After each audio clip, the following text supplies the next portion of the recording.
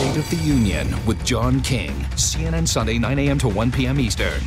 What are you doing differently? The President of the United States, his ambassador to the United Nations, his diplomatic corps around the world, what are you doing differently than the previous administration? We're doing a lot differently, John, and what I think is so striking is that 6 months into the new administration, the President and his national security team have made enormous progress in renewing American leadership of the world and restoring our standing. We see that manifest in our efforts to concert other countries to deal with the global financial crisis. We see that in a very changed approach in Iraq, where we are redeploying our forces responsibly, and we're on track to have all of our forces out by 2011. We have a completely new approach in Afghanistan and Pakistan, where we're focused very concretely on disrupting and dismantling and defeating al-Qaeda and denying its safe haven in Pakistan. We're engaged with the Middle East in an effort to broker peace between the Israelis and Palestinians. We've had outreach to the Muslim world. We're tackling the H1N1 pandemic flu virus on so many different levels: energy, climate change. This administration is renewing our relationships, strengthening our alliances, developing more effective partnerships to deal with, work with China and Russia, deal with North Korea with unprecedented sanctions. I need to stop you just because we're tight on time, but I want to get up on one of the points you're making. If you just watch me and I'll walk over here. You're talking about strengthening alliances. I just want to pull up the map here of Afghanistan, where, of course, more U.S. troops are involved in tough battle. The capital, Kabul, up here, the Helmand province down here. And Ambassador Rice, this is the current state of play. 62,000 U.S. troops in Afghanistan, other nations contributing 34,000. If our alliances are so renewed, why can't the President, and President Bush had the same problem, but why can't President Obama convince other nations to add to that number in this fragile, delicate part of the world? Well, in fact, John, the number has increased substantially.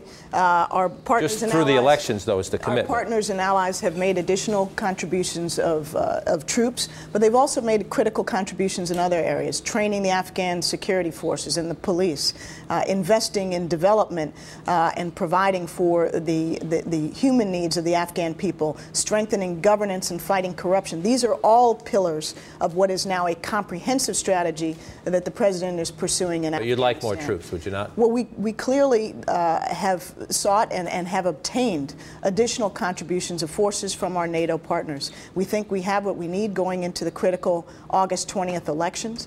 And what we're pursuing now, John, is a strategy with three components.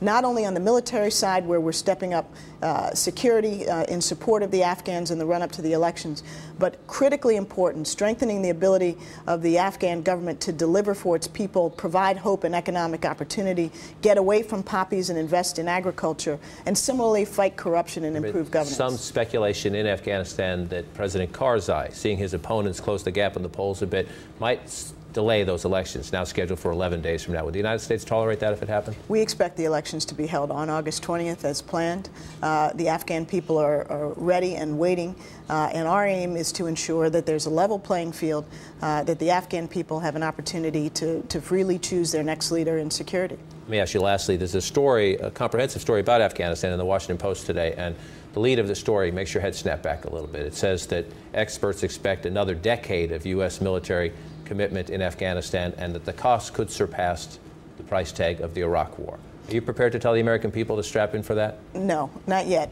We're prepared to say, look, this is hugely important to America's national security. We need to defeat al-Qaeda in Afghanistan and its extremist allies.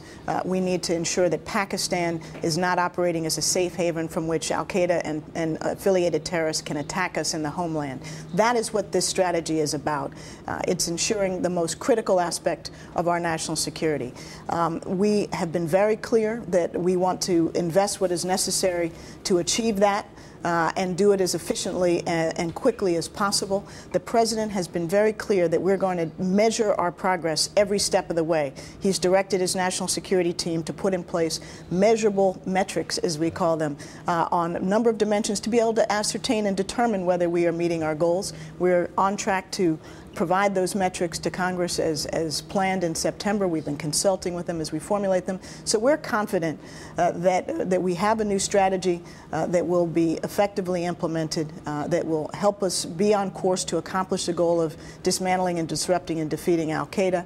And it's something that we need to give the resources and attention to because it's so critical to our national security.